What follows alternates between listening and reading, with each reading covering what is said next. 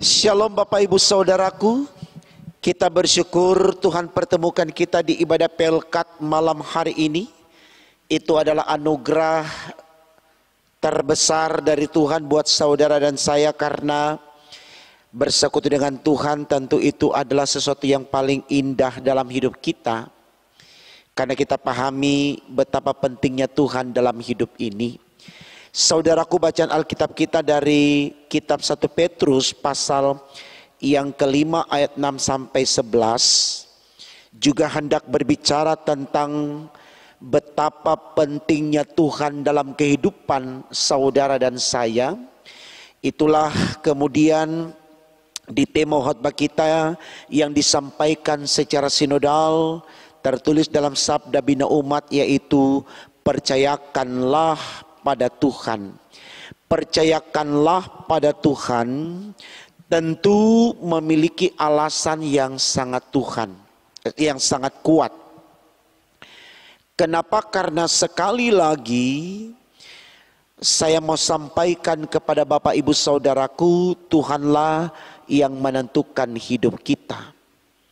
Bukan apa yang ada pada kita lalu kita jadikan alasan kuat untuk bisa membuat kita menikmati kehidupan ini seperti yang kita inginkan. Ya. Sekali lagi saya selalu mengutip apa kata-kata Ayub, di mana Ayub berkata, Tuhan yang memberi, Tuhan yang mengambil. Dalam Ayub 1 ayatnya yang ke-21. Ya. Saudaraku, saya pikir ini baik sekali untuk kita renungkan, supaya benar-benar kita tahu menempatkan Tuhan di totalitas hidup kita menjadi yang terpenting. Kenapa saya katakan terpenting? Karena terlalu banyak sesuatu yang penting dalam hidup ini, tapi kita jadikan itu terpenting.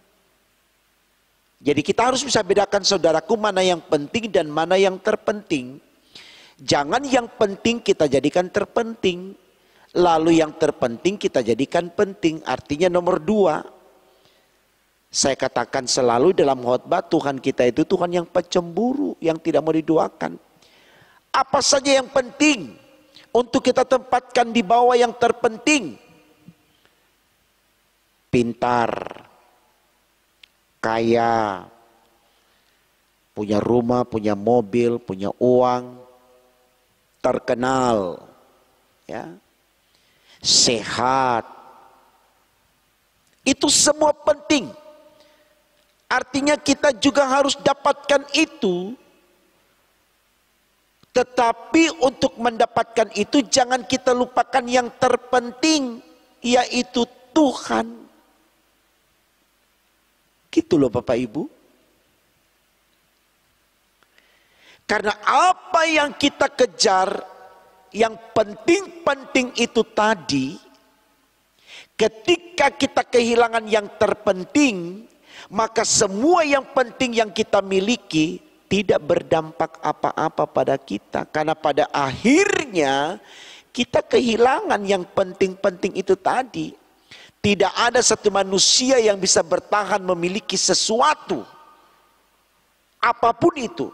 Katakan saja, sudah jelas-jelas rumah ini, rumah besar yang megah ini, ya, di sertifikat atau surat rumah tersebut tertulis nama kita. Apakah kemudian kita yakin nama kita itu akan terus tertulis di situ? Dan itu kita akan miliki selama-lamanya? Tidak. Ada masa di mana kita akan meninggalkan itu, lalu nama kita dihapus dan digantikan dengan nama orang lain. Biasa kita sebut dengan ahli waris, bukan nama kita lagi. Karena kita sudah kembali ke Tuhan. Jadi jangan kita bertahan hanya karena nama kita tertulis itu, lalu kita betul-betul fokus hidup kita hanya di situ saja. Semua itu akan kita tinggalkan dan kita kembali kepada yang terpenting, yaitu Allah. Saya pikir ini baik saudaraku untuk kita renungkan. Kenapa? Karena kebanyakan orang, mudah-mudahan bukan saya dan Bapak Ibu, dalam menjalani hidup ini, dia mengabaikan yang terpenting. Hanya karena mengejar yang penting. Dan pengaruh itu tidak lain dan tidak bukan karena orang tersebut tidak bergaul akrab dengan Tuhan. Bisa kita bilang bergaul akrab dengan seterunya Tuhan, yaitu iblis. Coba kita lihat bacaan kita hari ini. Dikatakan begini, ayat 6.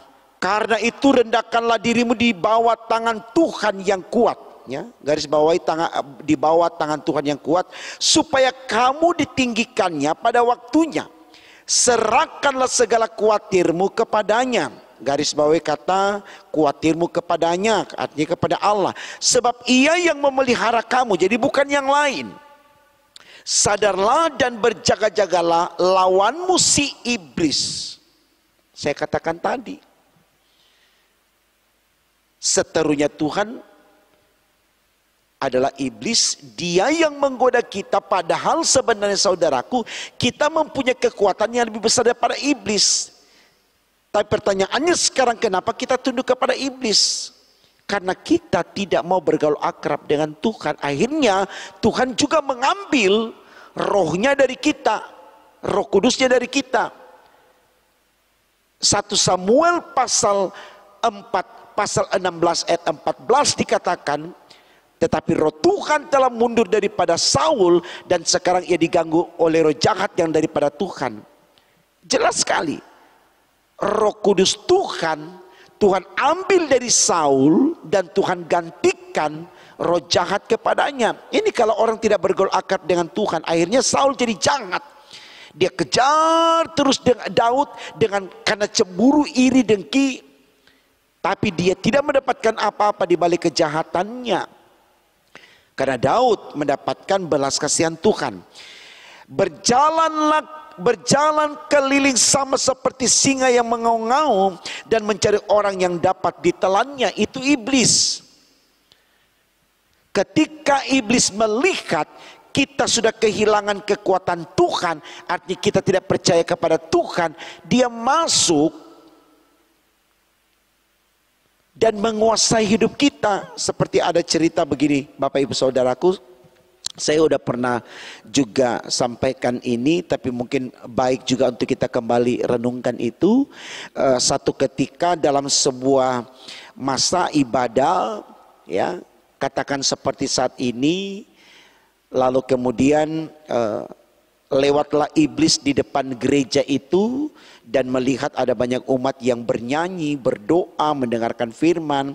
Lalu si iblis merapat ke balik pintu gereja dan mengamat-amati di dalam. Oh gila, manusia sudah menyembah Tuhan luar biasa. Sampai ada yang menangis, haleluya, puji Tuhan, luar biasa. Dia ungkapkan kata-kata itu seakan-akan betul-betul dia anak Tuhan yang luar biasa. Ya, saya pikir tidak salah, silakan saja, dan memang harus kita nyatakan itu dengan kekuatan iman kita. Lalu kemudian lewat seorang pengembara dan menegur si setan atau si iblis ini. Dia bilang, hai iblis, udahlah, jangan kamu mengganggu lagi manusia. Lihat mereka sudah menyembah Tuhan dan mereka tidak akan mungkin bisa engkau pengaruhi lagi. Begitu kusuknya manusia beribadah kepada Tuhannya. Sudah, kamu pergi aja cari mangsa yang lain dan seterusnya. Tapi saudaraku, si setan atau si iblis ini menjawab dengan entengnya kepada si pengembara tadi. Dia katakan, betul apa yang saudara katakan. Memang benar dalam pandangan mata kita hari ini, mereka bernyanyi, ada yang menangis betul-betul mengaku dosa, mengatakan haleluya, puji Tuhan, dan seterusnya dan seterusnya. Tapi ingat, Itu cuma hitungan jam. Bisa 1 jam, bisa 1,5 jam, paling lama 2 jam. Orang kalau ibadah sudah 2 jam itu sudah kerasa kerusuk, udah panas. Goyang sana, goyang sini. Sampai pakai bahasa isyarat dengan batuk. Dan seterusnya gitu ya. Ya. Ingat, setelah mereka keluar dari ruang ibadah, mereka adalah mangsaku. Aku seperti singa yang meraung-raung, hendak menerkamnya. Dan tidak sedikit dari mereka yang menangis dalam gereja, saya terkam dan terjerat oleh bujuk rayuku. Wow. Saya pikir ini baik saudaraku. Mudah-mudahan bukan kita yang diincar oleh si iblis ini, supaya kita tahu bagaimana kita menempatkan diri kita dalam hidup ini.